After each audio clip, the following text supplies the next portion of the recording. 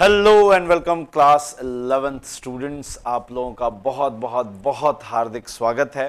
मैं वरुण सिंह एक बार फिर से आप सभी लोगों का दिल खोल के स्वागत करता हूं आपके अपने इस लर्निंग प्लेटफॉर्म वर्चुअल विद्यालय में। हम लोग अभी आज दूसरे दिन में हैं अपने 75 डेज के चैलेंज में, और आज हम लोगों को अपना पिछला जो डिस्कशन था उसके आगे अपने डिस्कशन को बढ़ाना है। ये डिस्कशन बहुत ज्यादा इंपॉर्टेंट होने वाला है आपके लिए, बिकॉज यहां पे हम लोग डिफाइन करेंगे डिस्प्लेसमेंट को, डिस्टेंस को, स्पीड को, वेलोसिटी को, और कैसे अलग अलग तरीकों से हम लोग स्पीड और वेलोसिटीज को मेजर करते हैं। Uniform and non uniform motion क्या होता है, uniform and non uniform velocities क्या होती हैं, एवरेज स्पीड क्या होगी, एवरेज वेलोसिटी क्या होगी, एवरेज डिस्टेंस क्या होगा। इन सारी चीजों को हम लोगों को एक एक करके देखना है। अपने पूरे के पूरे डिस्कशन में हम लोग थोड़ा सा भी अपने पाथ से भटकेंगे नहीं, और अंत तक आपको यह समझ में आ जाएगा जितना भी ऑब्जेक्टिव है हमारा इस लेक्चर का गोल है, displacement, distance, speed, velocity, uniform non uniform motion, सब कुछ क्लियर हो जाएगा। ठीक है, और क्वेश्चन की मदद से हम लोग सारी चीजों को देखेंगे। ठीक है, चलिए फिर आगे बढ़ते हैं। नाउ तो हम लोगों ने लास्ट टर्न पे मोशन के बारे में जान लिया था। मोशन क्या होता है, रेस्ट क्या होता है, absolute rest, absolute motion, kinematics, dynamics, mechanics की ये ब्रांचेस क्या हैं, मैकेनिक्स में हम पढ़ते क्या हैं, ये सारी चीजें हमने पढ़ ली हैं। अब आइए अपने डिस्कशन को आगे बढ़ाते हैं and let us move forward with distance.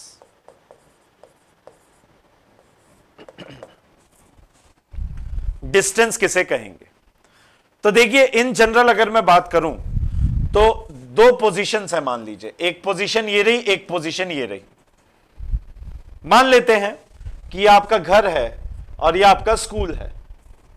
ठीक, एक घर है होम और एक स्कूल है एस।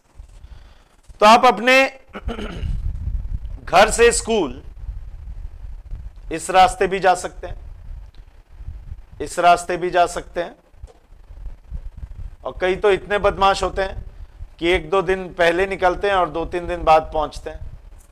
नहीं, या फिर आप सीधे सीधे भी चले जा सकते हैं। ये मान लीजिए ए पाथ है, ये बी पाथ है, ये सी पाथ है, और ये पाथ डी है। तो हम लोगों को यहां पे पता चला कि किन्हीं दो पॉइंट्स के बीच में अगर आपको अपनी लोकेशन चेंज करनी है, अगर आपको मोशन करना है, तो उसके रास्ते अलग अलग हो सकते हैं। बोलो साहब हां या ना? उसके रास्ते अलग अलग हो सकते हैं। They can have different paths. सही बात है, इनके रास्ते एकदम अलग अलग हो सकते हैं मेरे भाई। एकदम शांति से, प्यार से, बहुत ही ढंग से पूरे के पूरे एनालिसिस को करो, पढ़ो, मजा आ जाएगा। सो ये हमारे पास में है। अब सवाल ये पैदा होता है कि एक्चुअल में किस रास्ते से गया। ऑब्जर्वर की चॉइस, मतलब गोअर की चॉइस, कि वो किस रास्ते जाना चाहता है। बात तो ये है ना कि वो किस रास्ते मेरे भाई जाना चाह रहा है। वो ए से जाना चाह रहा है, बी से, सी से, या डी से। किस रास्ते वो घर से स्कूल जाना चाह रहा है, वो तो डिपेंड करता है कि जो जा रहा है उसके ऊपर, जो ऑब्जेक्ट मोशन में है उसके ऊपर, है ना। हमारा काम क्या है, हमने देखा कि ये मोशन में है, इसने घर से लेके स्कूल तक कुछ रास्ते से वो गया। ठीक, अब इसी को हम लोग कहते हैं distance. The length of path taken by an object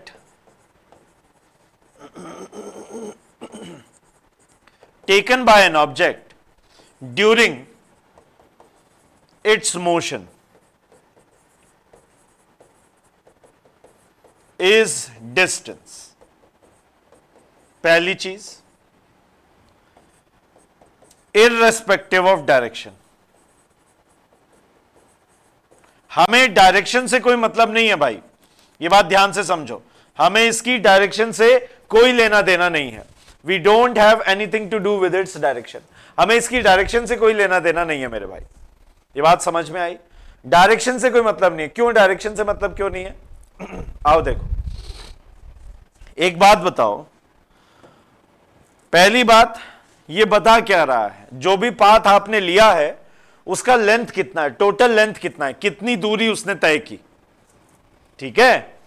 अगर सॉरी अगर ऐसा होता है कि ये आपका किसी भी पाथ से जा रहा है, उसका अगर हम लोग लेंथ नापें तो होगा क्या? देखिए, वो डिस्टेंस आ जाएगा।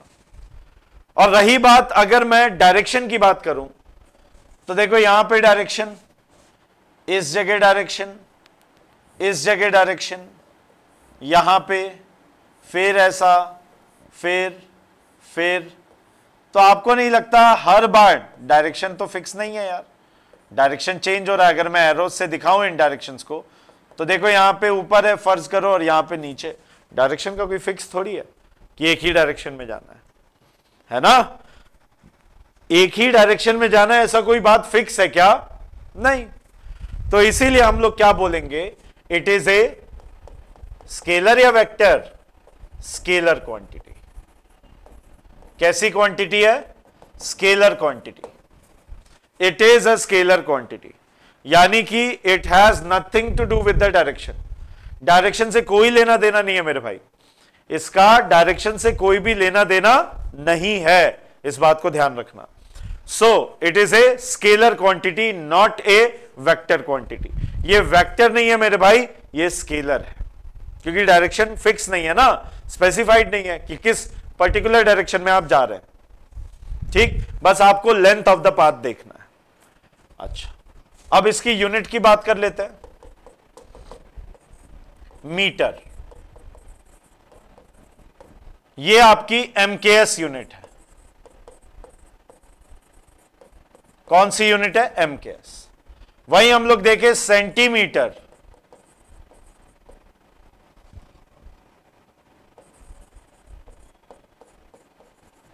ये कौन सी यूनिट है? CGS unit. कौन सी यूनिट? CGS unit. ठीक है? और अगर इसके डायमेंशंस की बात करें, ये हो गया m0 l1 t0। ये हो गई डिस्टेंस के बारे में बातें। ये किसके बारे में बात हो गई जी? डिस्टेंस के बारे में। This we have talked about distance. यहां तक कोई डाउट नहीं होना चाहिए। क्लियर है? कॉपी कर लीजिए।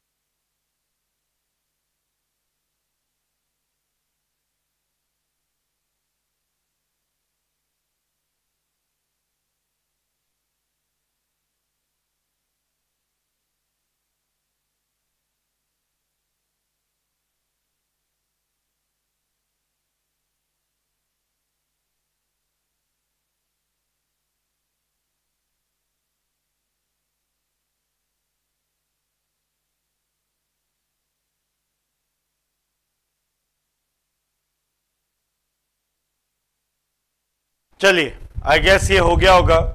आगे बढ़ते हैं। नाउ अबाउट डिस्प्लेसमेंट, कि भाई ये डिस्प्लेसमेंट क्या बीमारी है, आओ समझते हैं। तो बच्चों, अगर डिस्प्लेसमेंट की बात करोगे तो ध्यान से समझना, वही कंसेप्ट उठा लेते हैं, होम एंड स्कूल। देखो यार, यहां से यहां तक जाने के तो अनंत रास्ते हैं, बहुत सारे रास्ते हैं, बहुत सारे पाथ हैं, है ना? लेकिन उन पाथ का कोई स्पेसिफिक डायरेक्शन नहीं है।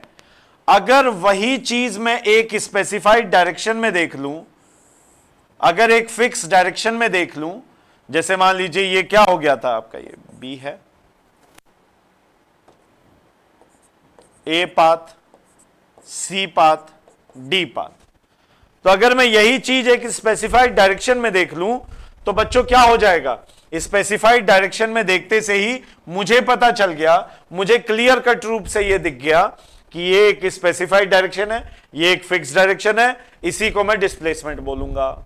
डिस्प्लेसमेंट का मतलब क्या हुआ, displacement is defined as the length of that path which is the shortest. ये उस पाथ का लेंथ है जो सबसे छोटा होगा, विच इज द शॉर्टेस्ट।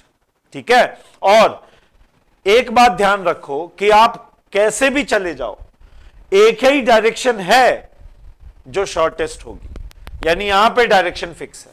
आप देखो ना मैं क्या बोलना चाह रहा हूं, आप देखो, आप इस रास्ते गए, डायरेक्शन बदल गई, आप दूसरे रास्ते गए, डायरेक्शन बदल गई, लेकिन यहां पे हर पॉइंट पे जो डायरेक्शन है बच्चे, हर पॉइंट पे वो सेम दिखाई पड़ेगी आपको, हर पॉइंट पे डायरेक्शन आपको सेम दिखाई पड़ रही है। यस और no, at every point direction is same.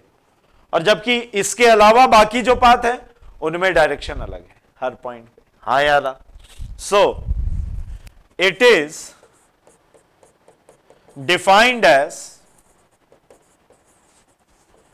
The length of shortest path between two positions,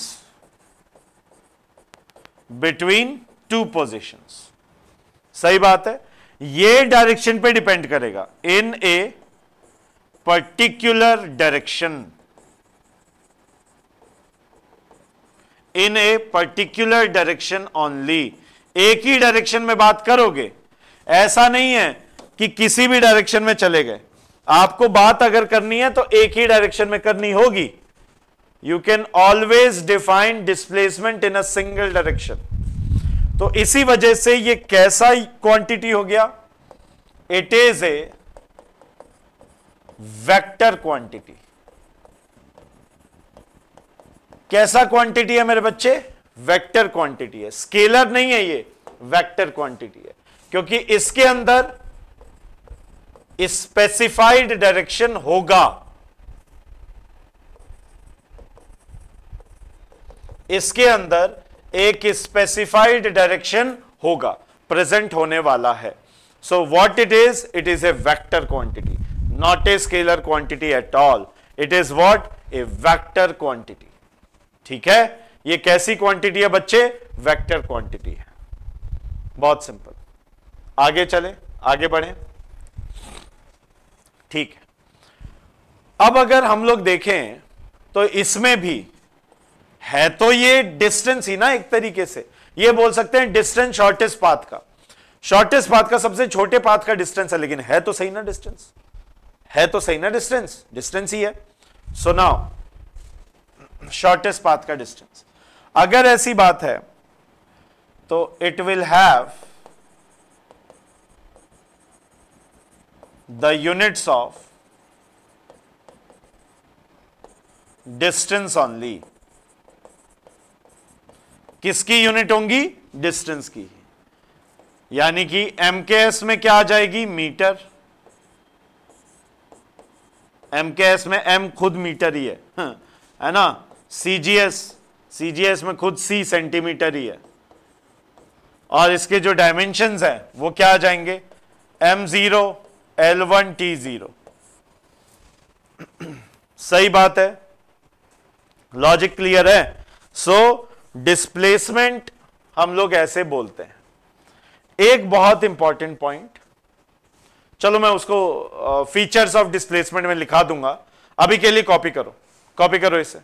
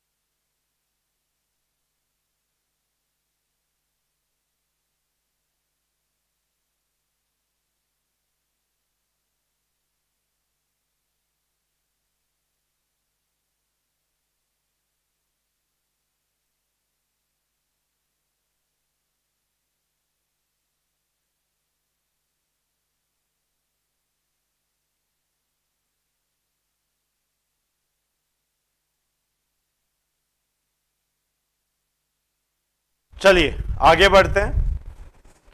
हम लोग देखने जा रहे हैं सम फीचर्स। एक मिनट, ये कंप्यूटर को क्या हो गया? ठीक है। Features of displacement. अब आप ये सवाल पूछोगे सर डिस्प्लेसमेंट के क्या फीचर्स हैं? देखो, सबसे पहला, इट कैन बी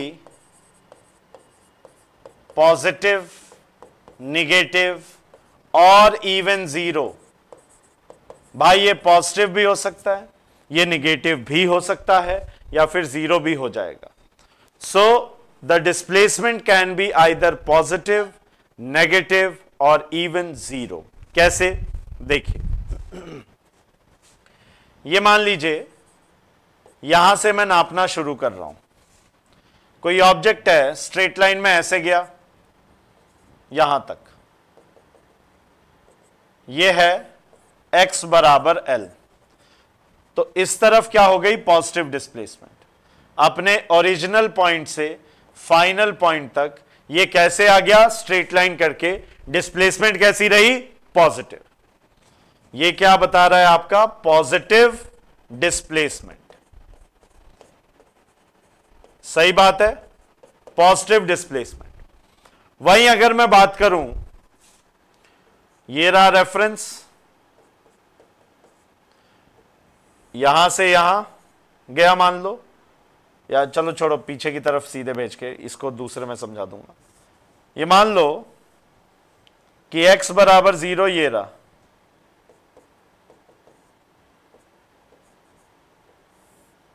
और यहां से पीछे चला गया इस पॉइंट पे, ये रहा ओरिजिनल, ये रहा फाइनल।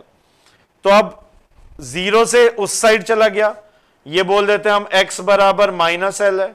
तो ये कैसी डिस्प्लेसमेंट है? Negative displacement. सही।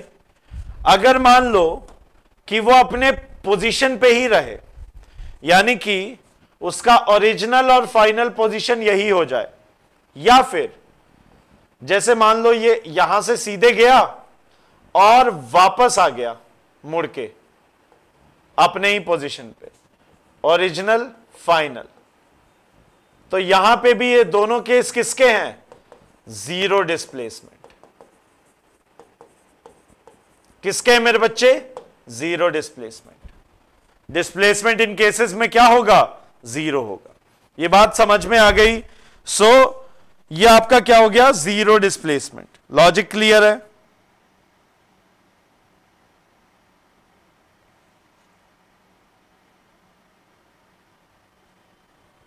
लॉजिक क्लियर है? आगे बढ़े।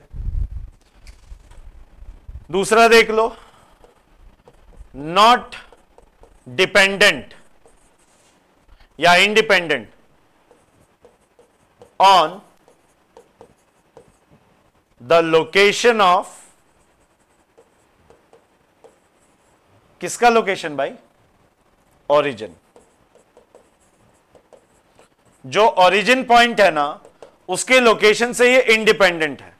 कैसे सर? देखिए, मान लीजिए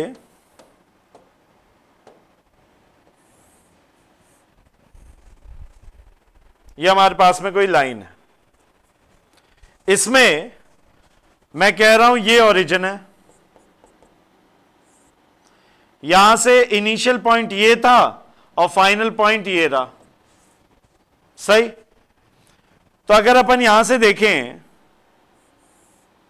यहां से यहां तक हो जाएगा x1, ठीक है, और यहां से यहां तक हो जाएगा x2। आपने कहा नहीं सर, मुझे यहां पे चाहिए ही नहीं ओरिजिन, मुझे ओरिजिन चेंज करना है। मैंने कहा कर लो यार। कहां करोगे? सर यहां करूंगा।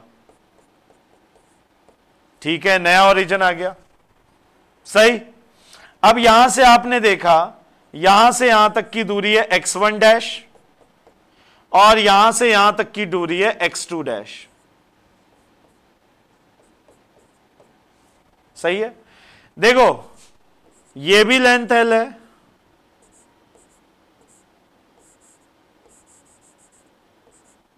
और ये भी लेंथ L है।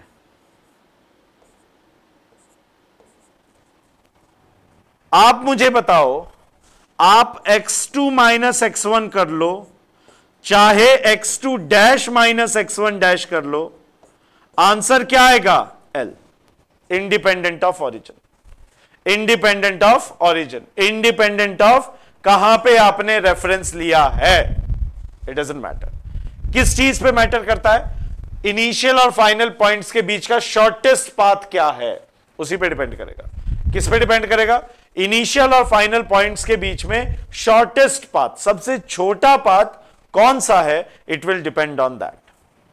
लॉजिक क्लियर है? हां या ना? कॉपी करें।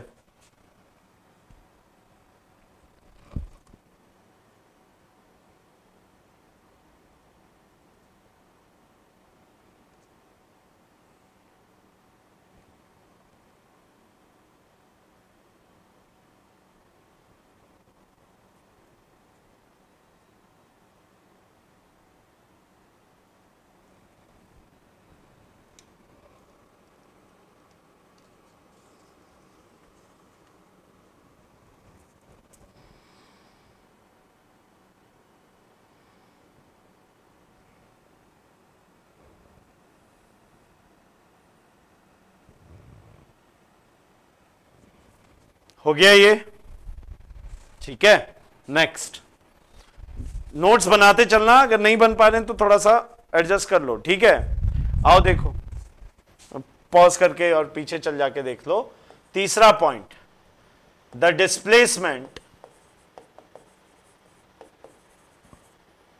Displacement during motion will be either greater than or equal to distance traveled। कम कभी, अरे उल्टा लिख दिया मैंने। The distance traveled, the distance traveled during motion will be either greater than or equal to the displacement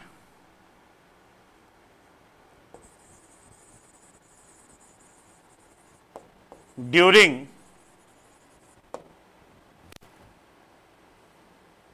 या displacement ही कर लो। Sir कैसे? आओ देखो, मान लो कोई ऑब्जेक्ट इनिशियल से फाइनल पॉइंट पे जा रहा है और स्ट्रेट लाइन में जा रहा है, स्ट्रेट लाइन में एकदम एक ही डायरेक्शन में, तो यहां पे डिस्टेंस और डिस्प्लेसमेंट बराबर हो गए, है ना? वहीं अगर मान लो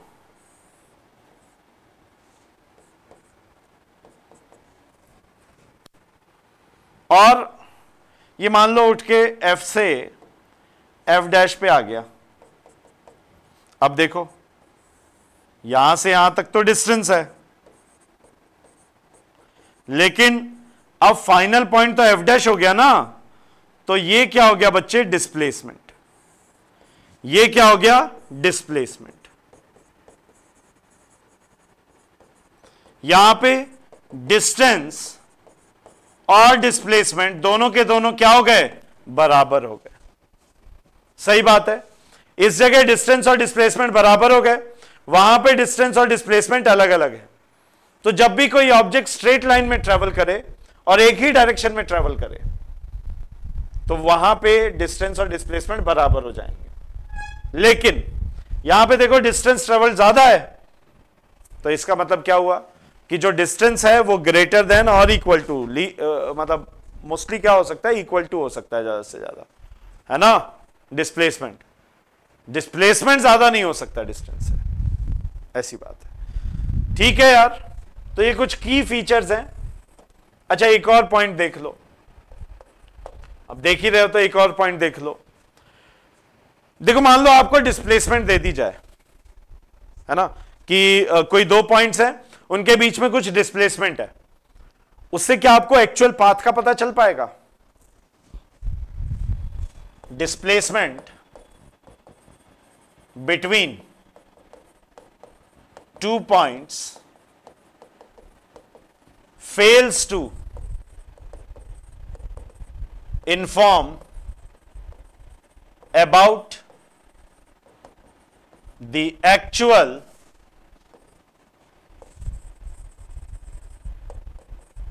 path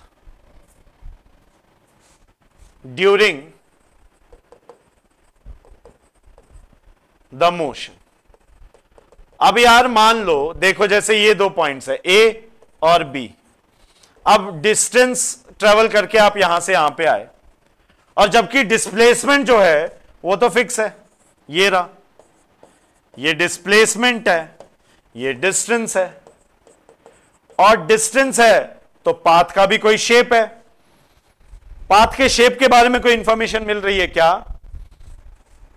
मान लो आपको बोल दिया जाए let displacement is equal to 5 metre, path के बारे में कोई इंफॉर्मेशन मिल रही है क्या? पाथ कौन सा था? नहीं, वो तो डिस्टेंस है, आपको कुछ को रिलेट करके मिलेगा, आगे कैसे देखेंगे, लेकिन डिस्प्लेसमेंट से थोड़ी मिल रहा है। हाँ या ना? कॉपी करें साहब, जस्ट कॉपी डाउन, फिर आगे बढ़ेंगे।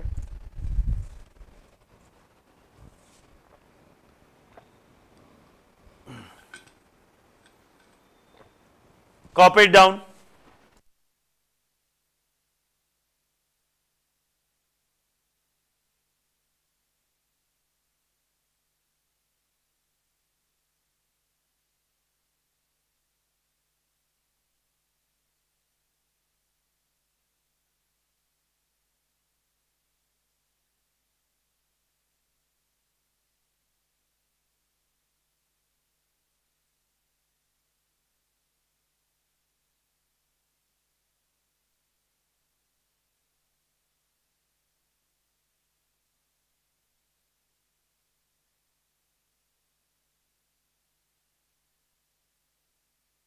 चलें आगे। अब बारी है स्पीड। स्पीड पकड़ते हैं, चलो ठीक है। What is speed? फिर एक साथ में अपन क्वेश्चंस वगैरह देख लेंगे, ठीक है। देखो स्पीड क्या है, इसका बहुत ही सिंपल सा लॉजिक है यार। It is defined as the rate of change of position of an object with respect to time, लेकिन ये किसी भी डायरेक्शन में, in any given direction। मतलब क्या है? किसी भी डायरेक्शन में, in any given direction। सही बात है। सो स्पीड का मतलब क्या है? Rate of change of position of an object with respect to time. कोई भी ऑब्जेक्ट का पोजीशन टाइम के रिस्पेक्ट में कैसे चेंज हो रहा है, उसको हम लोग क्या नाम देंगे? स्पीड का नाम देंगे। उसको हम लोग क्या नाम देंगे? स्पीड का नाम देंगे। So speed is defined as the rate of change of position of an object with respect to time. सही बात है, लॉजिक क्लियर है। इन एनी डायरेक्शन, ठीक, इसका मतलब it is a scalar quantity. अच्छा एक बात सोचो कि इन एनी डायरेक्शन का मतलब क्या है? ये तो डिस्टेंस से भी रिलेटेड था, यानी कि मैं क्या लिख सकता हूं? Speed is equal to distance upon time. क्या मैं ये लिख सकता हूं? स्पीड को क्या मैं डिस्टेंस अपॉन टाइम लिख सकता हूं? डिस्टेंस पर यूनिट टाइम लिखा जा सकता है इसको। सो speed is what? Distance per unit time. ऐसे ही तो बोलेंगे हम लोग। जो डिस्टेंस ट्रेवल किया पोजीशन चेंज करने के लिए किसी भी डायरेक्शन में, जो भी पाथ आपने लिया है, पर यूनिट टाइम देख लो, आंसर आ गया। अब इसको जरा थोड़ा सा और एनालाइज करते हैं यूनिट पे। बच्चे यूनिट क्या रहेगी? देखो मीटर पर सेकेंड, यानी कि ये हो गई एमकेएस यूनिट। एमकेएस ऐसा ही इक्विवेलेंट है। और सीजीएस यूनिट क्या हो जाएगी? सेंटीमीटर पर सेकेंड, और इसके बेसिक डायमेंशंस क्या हो जाएंगे, m/l/t-1। सही है। So these are what, dimensions of speed. ये हैं क्या, dimensions of speed. This is what we have. तो स्पीड को हम लोग इस तरीके से डिफाइन करके चल रहे हैं, बोलो यार, है ना। अब इसी में देखेंगे एवरेज स्पीड क्या होती है, इंस्टेंटेनियस स्पीड क्या होती है। करें जरा इसे।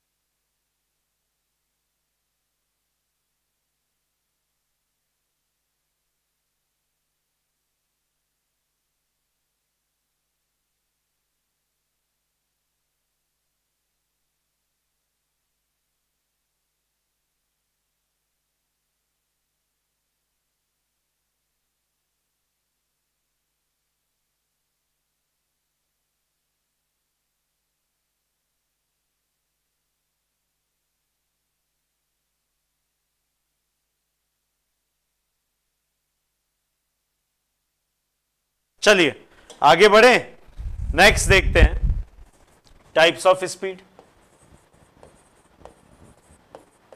अब देखो, स्पीड समझ लो, वेलोसिटी अपने आप समझ जाओगे, बस एक चेंज आ जाएगा इसमें, है ना। स्पीड समझ लो, स्पीड क्या है, टाइप्स। नंबर 1 यूनिफॉर्म, शॉर्ट में लिख रहा हूं, ध्यान से देख लो।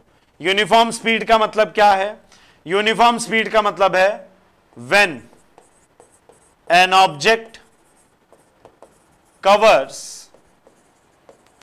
equal distance in equal intervals of time। जब भी कोई ऑब्जेक्ट बराबर बराबर डिस्टेंस कवर कर रहा है, बराबर बराबर इंटरवल्स ऑफ टाइम में, उसे हम लोग क्या बोलेंगे, uniform speed. That we will call as uniform speed. सही है, that we will call as uniform speed. मान लो पहले आप कहीं से निकले, पहले घंटे में, फर्स्ट आवर में आपकी जो डिस्टेंस ट्रेवल था 25 था, फिर अगले एक घंटे में भी 25, अगले एक घंटे में भी 25, right. So this is what we call as uniform speed. Next, number 2, non-uniform.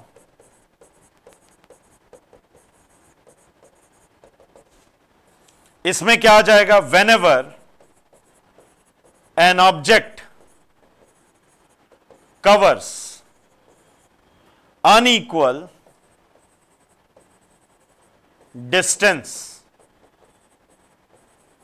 in equal intervals of time, equal time intervals। जब भी कोई ऑब्जेक्ट बराबर बराबर टाइम इंटरवल में अनइक्वल डिस्टेंस ट्रेवल कर रहा हो, उसे हम लोग क्या बोलेंगे, नॉन यूनिफॉर्म स्पीड का नाम देंगे। क्या नाम देंगे, नॉन यूनिफॉर्म स्पीड का नाम देंगे। सो uniform speed and non uniform speed, I hope you have caught this up, मतलब एकदम टाइटली समझ में आ गया है। ठीक है, नंबर 3। अब इसका जैसे आप मान लो निकले कहीं से, घर से बाइक पकड़ के आप निकले, तो जब आप वहां से निकले तो हुआ ये कुछ ऐसा भाई कि आपने मूवमेंट तो करी, लेकिन शुरुआती एक घंटे में आपकी स्पीड थी 10, शहर में ही थे, भीड़ ज्यादा थी। फिर आप थोड़ा हाईवे पे गए तो अगले 1 घंटे आपने फिर 80 पे चला ली गाड़ी। फिर 1 घंटे बाद में फिर से सिटी में घुस गए और सिटी दिल्ली जैसी जाम लग गया, 5 का स्पीड आ गया आपका। सो दैट मीन्स मामला गड़बड़ है। इक्वल इंटरवल्स ऑफ टाइम तो है लेकिन अनइक्वल स्पीड्स है, unequal distances. Next is average speed.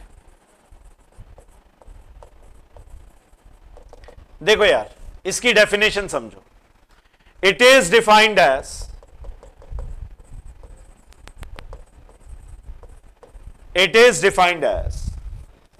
the total distance covered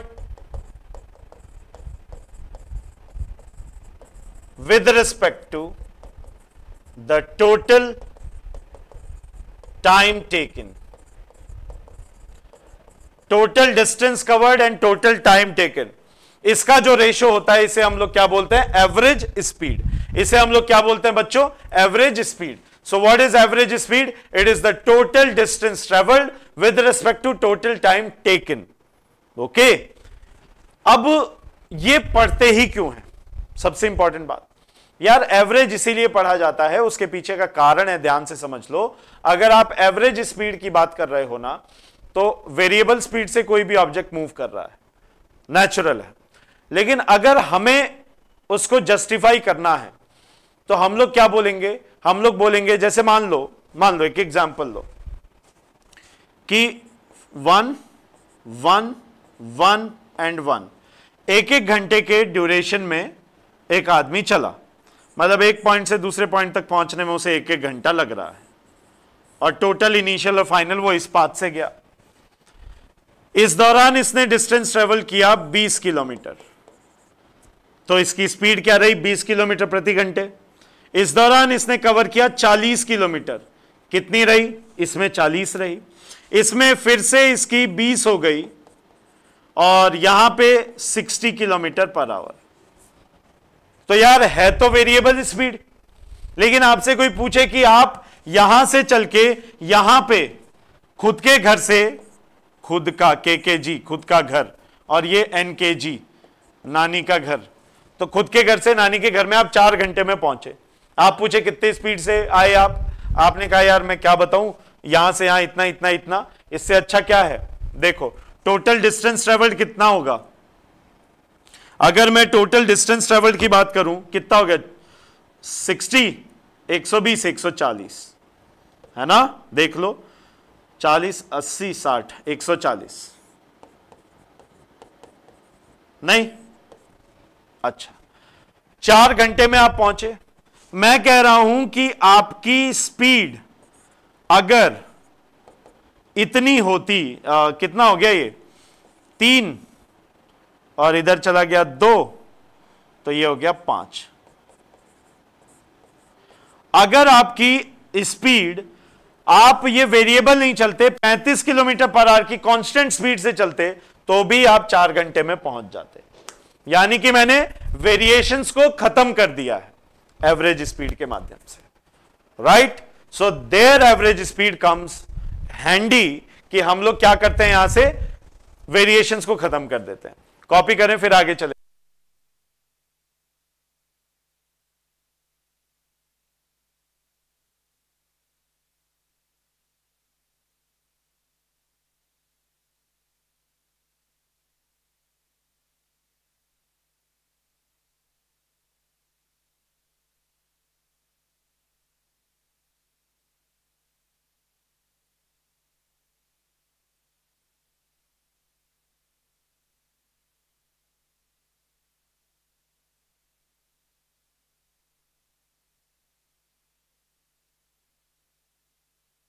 चलें आगे, शैल वी मूव फॉरवर्ड। ये हो गया एवरेज स्पीड। नेक्स्ट हम लोग इंस्टेंटेनियस स्पीड पे चलते हैं।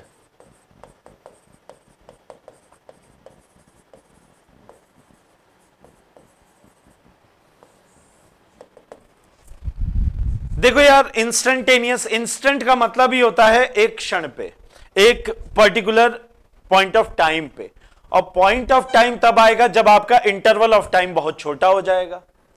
समझ रहे हो, इंटरवल ऑफ टाइम बहुत बड़ा है, उसको बहुत छोटा कर दो।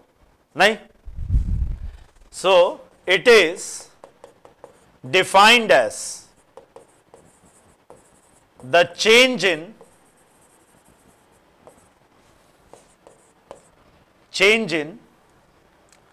position with respect to time when time interval becomes very less. That is, instantaneous speed is equal to delta x by delta t and delta t is tending to 0, बहुत छोटा। अगर ऐसी बात है तो ये फिर बन के आ जाता है dx by dt, यानी कि डिफरेंशियल आ गया। कहने का मतलब ये हुआ किस रेट से पोजीशन चेंज हो रही है, अब डिफरेंशियल इक्वेशन आ गई। यानी कि जो डिस्टेंस आपने ट्रेवल किया वो x का फंक्शन होगा, उसको टाइम के साथ में आप डिफरेंशिएट कर दीजिए, इंस्टेंटेनियस स्पीड आ जाएगी। अब इंस्टेंटेनियस स्पीड कहां काम आती है सर, मैं बताता हूं। आप रास्ते से जा रहे थे, भेलपूरी खा रहे थे, और हाईवे से जा रहे थे, पता नहीं वहां पे भेलपूरी कहां मिल गई आपको। भेलपूरी मिले ना मिले, लेकिन पुलिस वाले जरूर मिलेंगे। And when you are going at a particular speed, जब आप एक बहुत हाई स्पीड पे जा रहे हैं, मान लो कि आप हाईवे से जा रहे हैं और वहां पे बोर्ड लगा हुआ है 60 लिखा हुआ है उस पे, मतलब 60 से ऊपर नहीं जा सकते। अब इंडिया में इन सब चीजों पे ध्यान कौन देता है, लिखा है 60 तो जाएंगे 80। ठीक है, ये रही रोड, यहां पे मिल गए पुलिस वाले सिंघम, और सिंघम छुपे हुए थे पेड़ के पीछे, एकदम अपना वो लेके स्पीड गन। ठीक है, डिशकियां करके आप यहां से आ रहे हैं, आपकी गाड़ी की स्पीड पता चल गई, यहां पे उन्होंने बैरिकेड्स लगा दिए, अब आप आगे जा ही नहीं सकते। अच्छा एक बात बताओ, जब आप आगे आ रहे थे तो कौन सी स्पीड, एक सेकेंड, एक छोटे से इंटरवल ऑफ टाइम में उन्होंने स्पीड नापी ना? नहीं, कौन सी स्पीड थी? इंस्टेंटेनियस। आपने, अब आप इनसे चालाक, दूसरी सिचुएशन, यहां पे तो फाइन भरना पड़ेगा 2000 रुपए का ओवर स्पीडिंग का, लेकिन आप उनसे चालाक, आपने देख लिया हो छुपे हो, ये आपने क्या किया, यहीं पे पहले ही कम करने लग गए। आप पहुंच गए 62 जब गन की रेंज में आए, और 62 ठीक है चल जाएगा, इतना ±5 का लेके चलते हैं वो, तो फिर आपको जाने दिया, फिर आपने आगे जाके बढ़ा दी। तो हर सेकंड जब आप देख रहे हो स्पीडोमीटर में, मैं ये कहना चाहता हूं कि जो स्पीडोमीटर है, ये स्पीडोमीटर करता क्या है? Speedometer gives instantaneous speed. क्या देता है ये? इंस्टेंटेनियस स्पीड देता है। Speedometer always gives instantaneous speed. Clear? Copy करें, इसके क्वेश्चन सेशंस में सारे क्वेश्चंस मैं करा दूंगा, कॉपी करें प्लीज। फिर वेलोसिटी पढ़ लेते हैं लास्ट।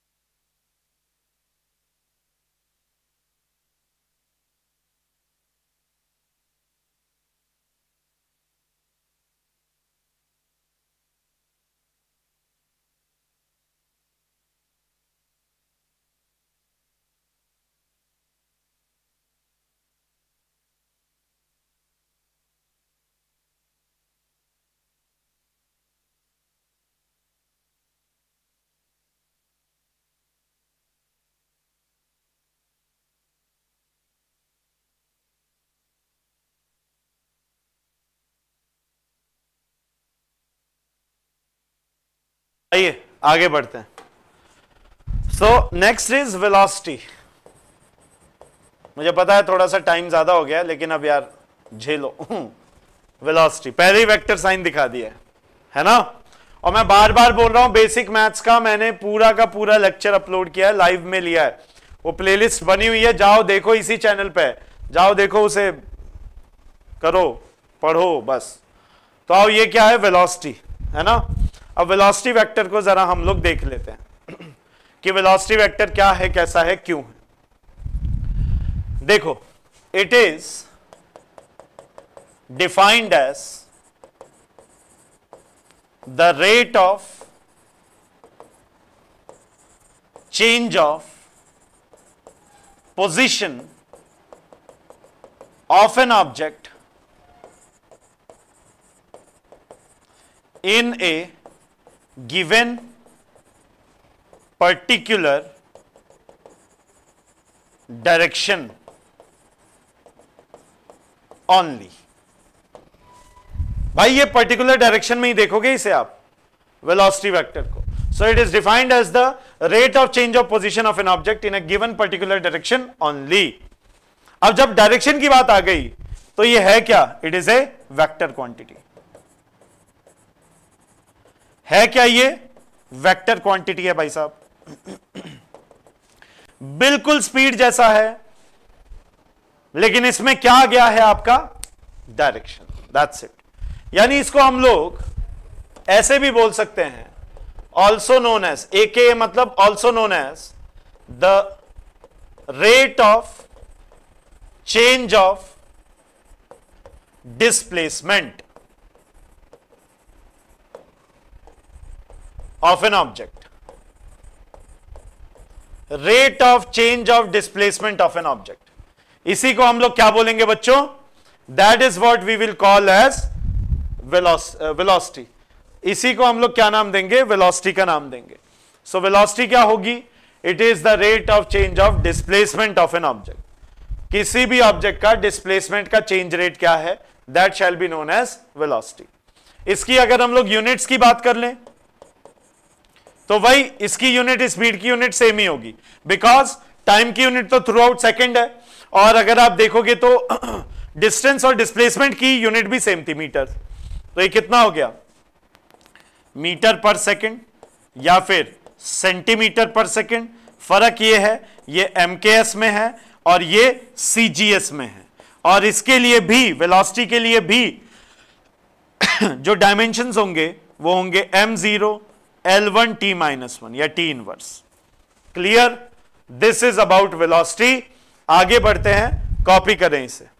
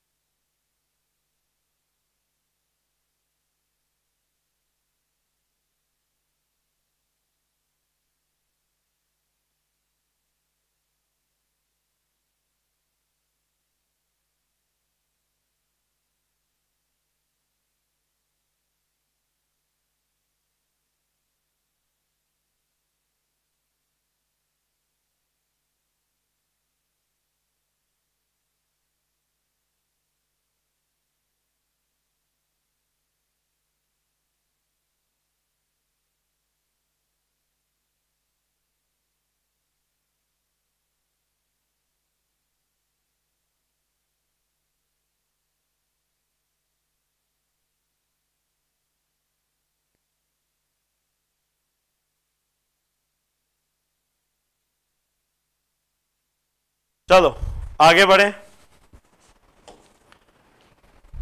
इसी में अब ऐसे ही हो जाएगी यार, देखो types of velocity.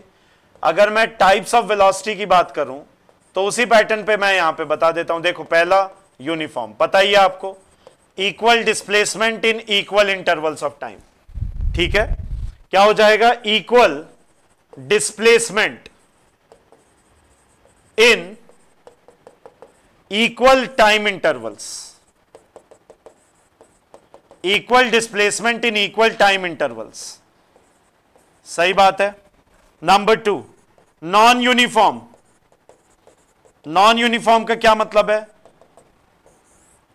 Unequal displacement in equal time intervals. कुछ खास नहीं, एकदम वही है, स्पीड की जगह वेलोसिटी हो गया, ये बस एक पर्टिकुलर डायरेक्शन में होता है। नंबर 3, एवरेज वेलोसिटी, बहुत आसान। वी एवरेज को कैसे डिफाइन करोगे? Total displacement with respect to total time taken, यानी कि वी एवरेज कितना हो जाएगा? टोटल डिस्प्लेसमेंट अपॉन में टोटल टाइम टेकन। सही बात है। यह भी किस काम में आता है? वेरिएशंस खत्म करने के। बता चुका हूं पूरा, स्पीड की जगह बस वेलोसिटी है। नंबर 4, इंस्टेंटेनियस के लिए क्या हो जाएगा? वही, ये जो टाइम इंटरवल है ना, ये छोटा हो जाएगा। और कैसे नापोगे आप इसे? v is defined as ds by dt, और ये जो s है, ये क्या है? डिस्प्लेसमेंट। ये है क्या? डिस्प्लेसमेंट। बस इतनी सी बात है, और ये बात यहां पे समाप्त होती है। राइट? हम लोगों ने distance, displacement, speed, velocity, types सब कुछ देख लिया। अब इस पे बेस्ड क्वेश्चन अगले में और एक्सेलरेशन को शुरू करेंगे। कॉपी कर लीजिए, फिर आगे बढ़ेंगे। Copy it down.